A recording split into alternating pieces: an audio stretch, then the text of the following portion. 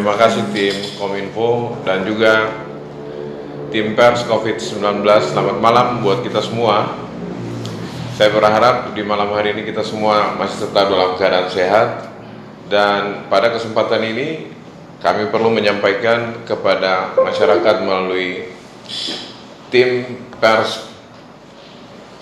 penanggulangan COVID-19 Kabupaten Mika, yang mana tadi pagi pertemuan dengan Bupati Mimika, Wakil Bupati Mimika, serta Ketua DPR dan anggota Forkopimda dan beberapa pimpinan OPD telah ditetapkan surat pernyataan Bupati Mimika nomor 131/307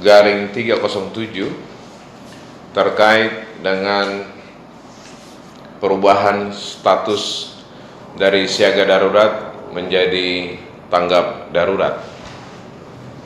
Tindak lanjut daripada surat pernyataan tersebut, maka diperpanjang masa pembatasan sosial mulai hari ini tanggal 6 April hingga tanggal 6 Mei tahun 2020. Yang pertama, yang kedua adalah akan diterapkan sambil menunggu pengusulan terkait dengan permohonan pembatasan sosial berskala besar PSBB ke Kementerian Kesehatan. Dokumennya sudah kami siapkan, besok rencana kami sampaikan. Maka pengawasan dan juga pengawasan terhadap penerapan instruksi Bupati Mimika terkait dengan pembatasan sosial di Kabupaten Mika ini masih tetap berlaku, dan ini akan berskala besar, dan mulai besok akan dilakukan sosialisasi kepada masyarakat, baik itu melalui tim gugus tugas kabupaten dan juga distrik, dan pada besok hari akan direncanakan juga melakukan sosialisasi dengan para kepala kelurahan serta RW, ketua RW maupun ketua RT terkait dengan pengawasan disiplin warga di setiap wilayah RT, RW, dan sekaligus melakukan sosialisasi. Hari ini itu yang pertama. Hari ini yang kedua, dilaporkan bahwa PDP dengan nomor registrasi 005 atas nama atau inisial LBH dengan jenis kelamin perempuan, umur 68 tahun, beralamatkan di Timika Indah, dinyatakan sehat, sehingga jumlah pasien yang pernah terkonfirmasi positif COVID-19 dan dinyatakan sembuh hari ini totalnya adalah 4 orang. Itu yang pertama. Yang kedua, sebanyak 2 orang yang diduga terinfeksi COVID-19, tetapi berdasarkan hasil pemeriksaan laboratorium ternyata sebanyak 3 kali dinyatakan negatif, sehingga PDP tersebut dinyatakan sehat dan selesai dalam masa pengawasan. Sehingga di hari ini ada 1 pasien COVID-19 yang dinyatakan sembuh, dan yang diduga terinfeksi COVID-19 juga dinyatakan tidak terinfeksi dan dinyatakan sehat. Yang ketiga, pada hari ini sebagaimana laporan hasil pemeriksaan laboratorium, terjadi penambahan 3 kasus COVID-19 yang dinyatakan positif, yaitu 3 orang, sehingga jumlahnya menjadi 22 orang. Sampel ini tanggal konfirmasinya adalah tanggal 15. Jadi PDP 020 klasternya adalah klaster Lembang dengan inisial HRP, laki-laki usia 53 tahun, beralamatkan Jalan Hasanuddin. Kemudian PDP 021 merupakan klaster Lembang, tetapi ini adalah transmisi lokal generasi kedua dengan inisial YLR, perempuan usia 21 tahun, beralamatkan Jalan Hasanuddin. Dan yang ketiga yaitu PDP 022 dengan inisial RNS yang merupakan generasi kedua dari PDP 017 dan 018. RNS ini jenis kelaminnya perempuan usia 49 tahun, beralamatkan Koprapoka. Sementara tadi PDP 021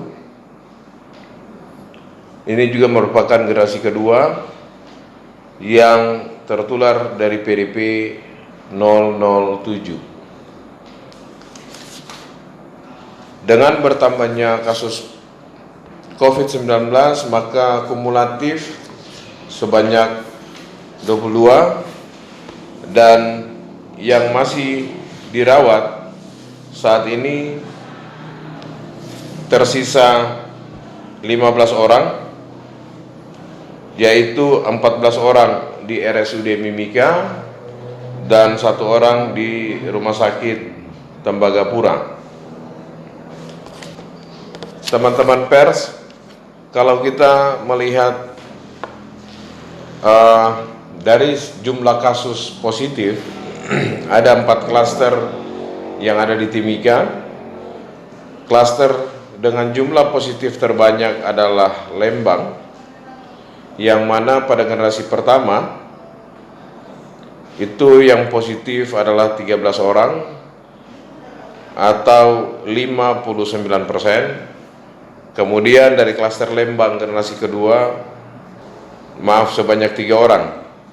Kemudian dari klaster Jakarta sebanyak 3 orang atau 13,63%. Klaster Surabaya itu berjumlah 2 orang atau sebanyak 9%, dan terakhir klaster Makassar sebanyak 1 orang. Dengan demikian bahwa jumlah kasus COVID terbanyak, lebih dari separuh didominasi oleh klaster Lembang. Dengan bertambahnya 22 kasus ini, maka angka kesembuhan sebesar 18% atau 4 dari 22 orang yang sudah dinyatakan positif. Sementara case fatality rate-nya atau angka rata-rata kematiannya adalah 13,6%, dan sisanya 68,18% masih dirawat.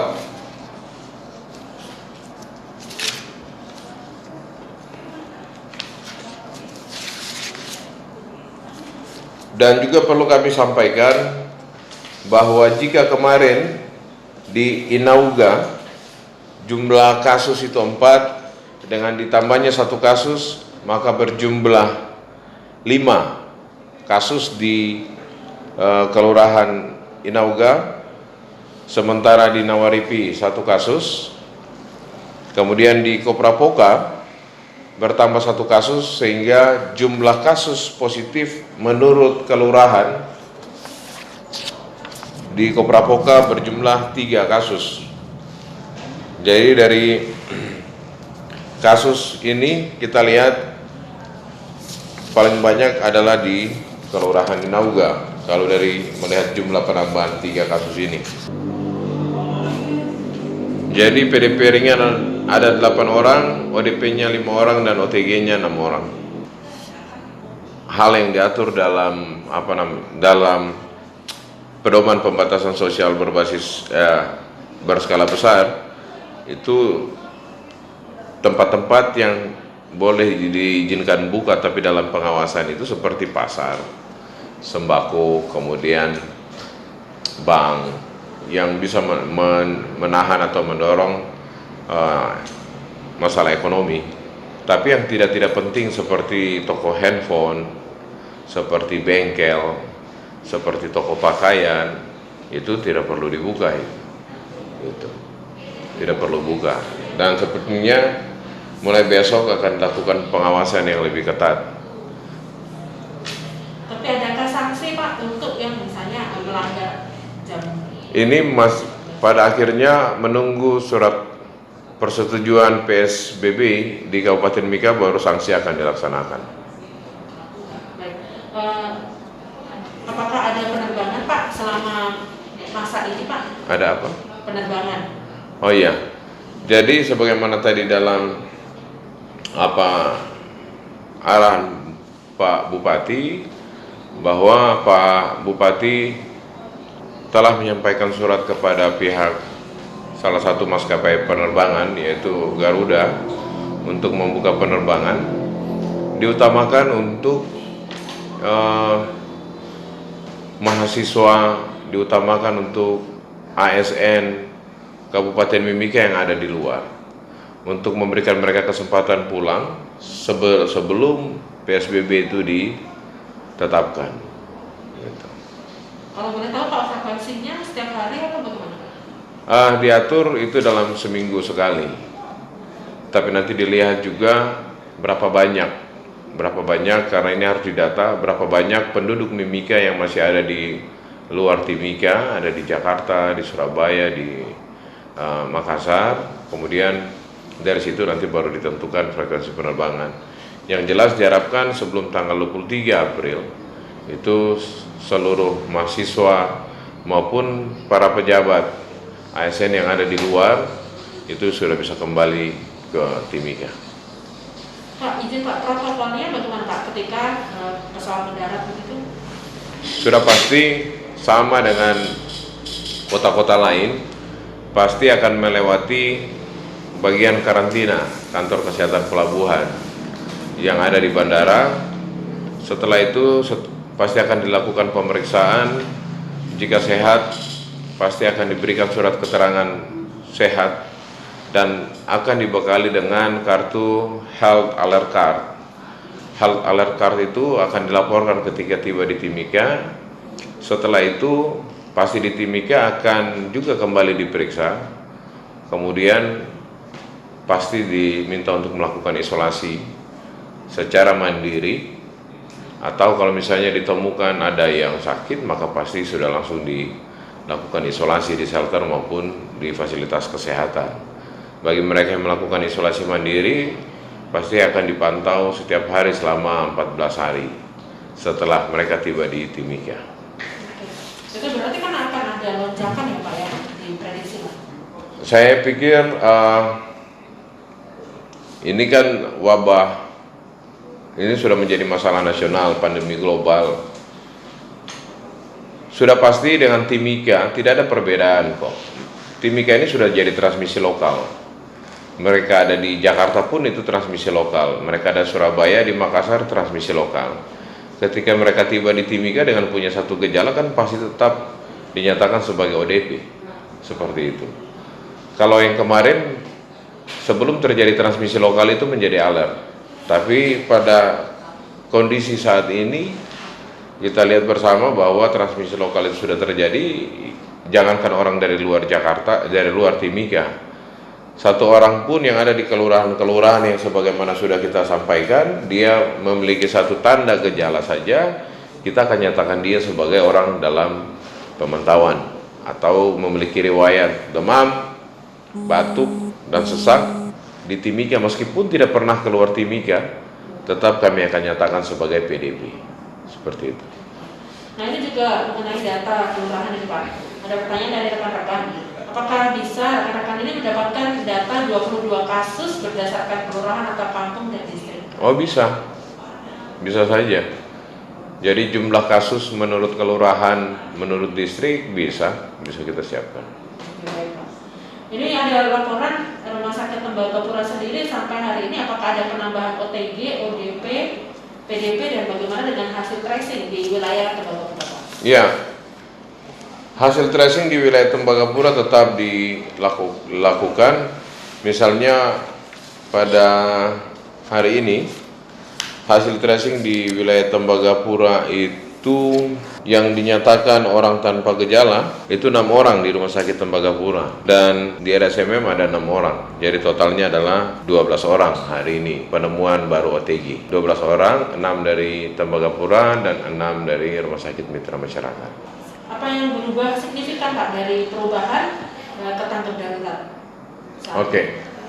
Saya pikir pertama, siaga darurat itu jika belum ada kasus. Pembatasan sudah dilakukan sama. Yang kedua, tanggap darurat ketika satu kasus meningkat secara signifikan dalam waktu tertentu yang tidak terlalu lama, maka status itu dirubah. Apalagi case fatality rate tadi, kasus kematiannya adalah 13,6%. Jadi waktu siaga darurat kalau kita lihat 1 minggu setelah ditetapkan siaga darurat itu belum ditemukan kasus. Setelah berjalan ternyata ditemukan 2 kasus, meningkat sampai hari ini menjadi 22 kasus. Dan diantaranya adalah 3 meninggal dan 4 yang sudah dinyatakan sembuh. Jadi artinya bahwa puncaknya diperkirakan kapan, Pak? Kalau kami membuat model, mestinya kalau perhitungan kami rata-rata di Timika sejak tanggal 11 sampai hari ini harus ada 5 kasus. Tapi ternyata hanya 3 kasus. Nanti kita bisa lihat ke depan. Rata-rata kami prediksi setiap hari ada 1 kasus. Jika berdasarkan hitung-hitungan kami, kemungkinan itu ada di tanggal 28 April tahun 2020. Dan ini bisa turun tergantung ada beberapa pendekatan. Paling utama adalah pergerakan masyarakat. Jika dari jumlah penduduk di distrik yang berwarna merah, yang jumlah kasusnya banyak, itu yang bergerak cuma sekitar 25 orang dari 100 orang, maka kita bisa mencapai itu paling enggak di bulan Juni tanggal 13. Tetapi kalau pergerakan penduduk antara dari 100 orang masih tetap atau 50%-nya masih bergerak, berarti kita ada di bulan Juli.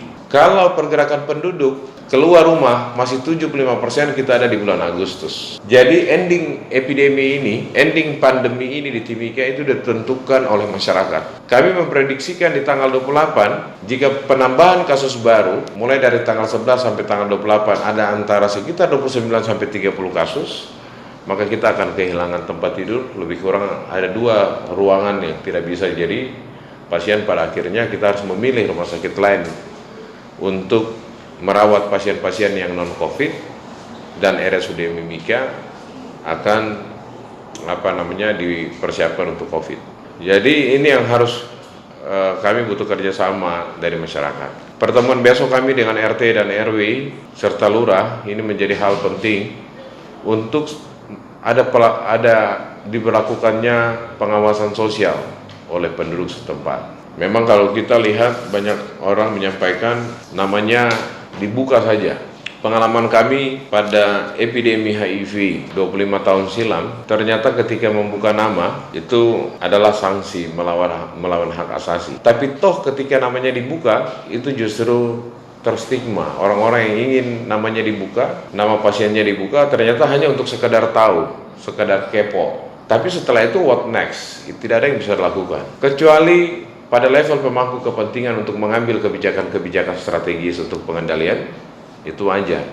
Tapi kalau menjadi konsumsi publik, setelah itu apa? Mestinya kondisi hari ini kita yang tidak terinfeksi, kita tidak usah terlalu tidak perlu mendesak untuk menyampaikan nama pasien.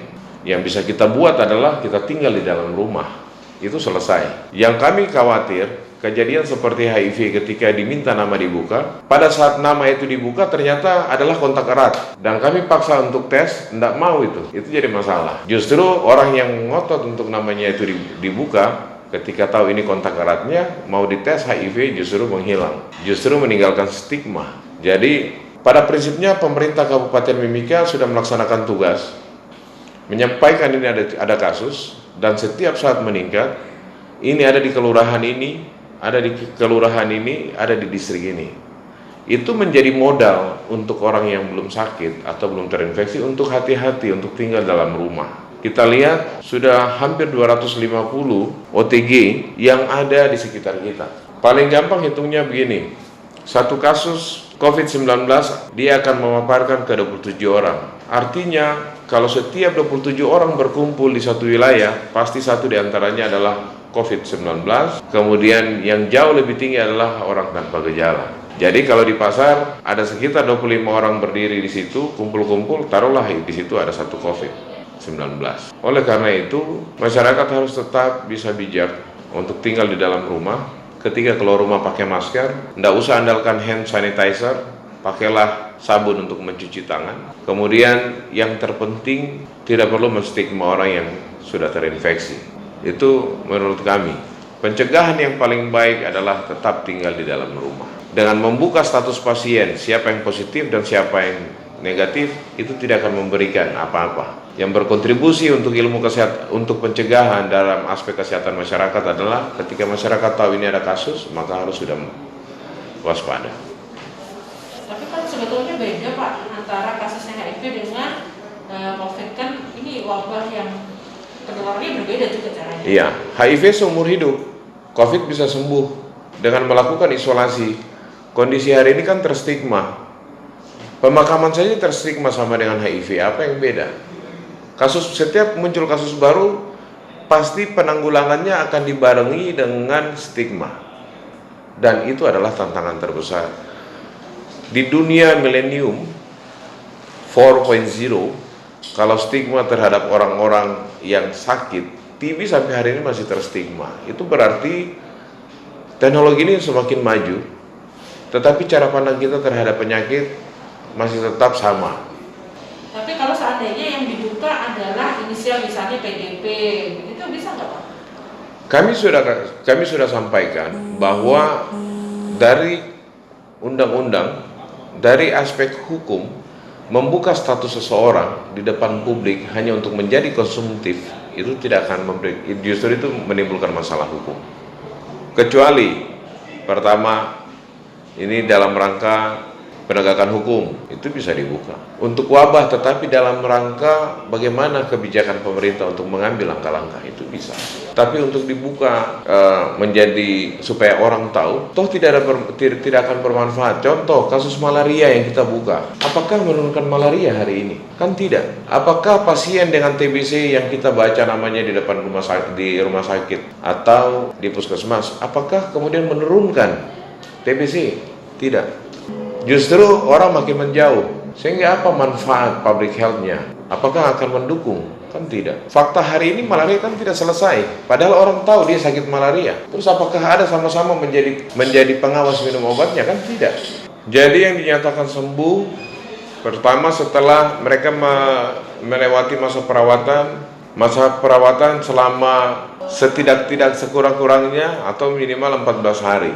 Setelah masa 14 hari, ini sesuai protokol ya, protokol Kementerian Kesehatan. Satu pasien yang terinfeksi COVID-19 lebih kurang akan melewati masa pemantauan itu 30 hari. Yang mana di rumah sakit bisa mencapai 20 hari, bahkan 25 hari. Setelah pertama kali masuk pada hari pertama dan hari kedua pasti dilakukan swab. Saat positif maka akan dilakukan tindakan medis oleh tim medis. Setelah masa pemantauan 14 hari, hari ke-15 atau hari ke-16 menunjukkan perbaikan, akan dilakukan pemeriksaan kembali konfirmasi. Kalau protokol itu 2 kali dalam masa hari ke-16 sampai ke hari 20. Kalau negatif maka dinyatakan sembuh. Tetapi kembali kita lihat lagi bahwa ini virus baru. Kemudian yang terpenting dari suatu kesembuhan adalah tidak terjadi reinfeksi. Bisa saja dia kontak kembali dengan orang sekitarnya dia, atau kondisi dia sembuh karena virus ini dia dorman, dia tidur. Sehingga rata-rata kalau tim RSUD Mimika itu akan melakukan swab 3 kali. 3 kali negatif baru dinyatakan sembuh, dengan catatan pada hari ke-21 sampai hari ke-30 masih tetap dalam masa pemantauan, meskipun isolasinya itu adalah self isolasi di rumah. Tapi ada kemungkinan yang sembuh itu terkena lagi gitu Pak, positif lagi misalnya. Jadi memang itu harus melewati suatu penelitian. Tetapi fakta berdasarkan hasil tracing kontak di Timika, ada satu kasus ini sakit duluan. Setelah dia sembuh, anaknya sakit, kemudian anggota keluarganya juga lain sakit. Saat anggota keluarga yang ketiga sakit, yang pertama sakit ini karena dia terpapar, maka dia kembali sakit lagi. Jadi itu reinfeksi. Ini kami melihat dari beberapa kasus dalam 1 bulan terakhir setelah COVID-19 ini ditemukan. Yang terpenting dalam dunia medis dan juga dalam dunia kesehatan masyarakat atau public health, jika wabah ini, jika kasus ini dinyatakan sembuh, benar-benar harus sembuh. Untuk kepentingan dalam upaya kesehatan masyarakat, yaitu jangan sampai dia dinyatakan sembuh tapi tiba-tiba muncul lagi, akhirnya muncul wabah lagi. Jadi ujung daripada wabah adalah memastikan benar-benar wabah itu ending. Takutnya itu hanya semu dan kemudian muncul lagi. Kondisi dari pasien-pasien positif saat ini bagaimana Pak? Semua baik-baik saja dalam perawatan, dalam penanganan dan pemantauan dari tim medis. Kemudian untuk kesediaan APD, begitu Pak? Saya pikir di RSUD ketersediaan APD cukup. Kami jika tidak ada halangan hari Sabtu 1000 APD akan kami dapat. Kemudian untuk memang yang kurang adalah masker N95. Tapi kalau APD overall hazmat suite itu di RSUD stoknya sangat cukup di sana. Berapa Pak yang datang hari Sabtu kira-kira? Ada 1000 hazmat. Kami punya stok untuk masker N95, masker bedah yang ini juga tersedia. Kemudian head cap ini akan kami distribusi ke puskesmas dan juga rumah-rumah sakit. Pak, tadi juga sempat disampaikan oleh Pak Bupati pada saat di Grand Mosa tadi Pak, bahwa pergerakan dari kampung-kampung dibatasi ya Pak ya? Betul. Tapi bagaimana dengan sembako dan... Enggak, jadi masalah sembako itu akan didistribusi oleh tim gugus kabupaten. Jadi arahan Pak Bupati, semua kepala distrik yang akan memastikan dia akan mengantar sembako ke distriknya. Sementara mulai besok pergerakan masyarakat dari Kuala Kencana, dari SP12, juga dari Mapurjaya itu dibatasi. Itu akan dibatasi, akan diawasi ketat. Gitu. Jadi pada kesempatan yang baik ini kami meminta kepada masyarakat di sekitar kota Timika, mulai besok kalau tidak punya urusan ke Timika, tidak usahlah ke Timika. Demikian pula tadi arahan dari Pak Bupati untuk ojek-ojek besok akan dipantau, dan juga kendaraan rental, mobil-mobil rental itu juga akan dipantau. Setelah jam 2 siang tidak boleh ada lagi yang beroperasi. Terakhir Pak, ini Pak yang mengenai shelter, mungkin sudah ada Pak cadangan lain gitu Pak, tempat lain seandainya nanti iya, dari gugus tugas mengantisipasi ketika puncaknya itu di tanggal 28 April, kami punya target semua OTG dan ODP itu harus diisolasi supaya pergerakan masyarakat ini, terutama yang dalam status OTG, tidak lalu lalang, bisa dipantau. Jadi akan diisolasi di beberapa tempat. Ada rencana di MSC dan juga di MPCC, itu rencananya begitu. Tapi nanti besok baru kita dengar bagaimana keputusan dari pihak Freeport maupun dari LP Maka. Langkah ini dilakukan supaya kita mengakhiri pandemi COVID-19 ini di Timika lebih cepat, supaya pemulihan ekonomi pun bisa juga kembali normal. Pak, ini terakhir, apakah PT Freeport juga mengikuti social atau physical distancing dari jam 6 pagi sampai jam 2 siang bagi pekerjanya? Ya, saya pikir begini, PT Freeport secara intens juga melakukan deteksi, testing, dan masalah pengaturan jam kerja sepertinya akan disesuaikan ketika pembatasan sosial berskala besar ini mulai diberlakukan.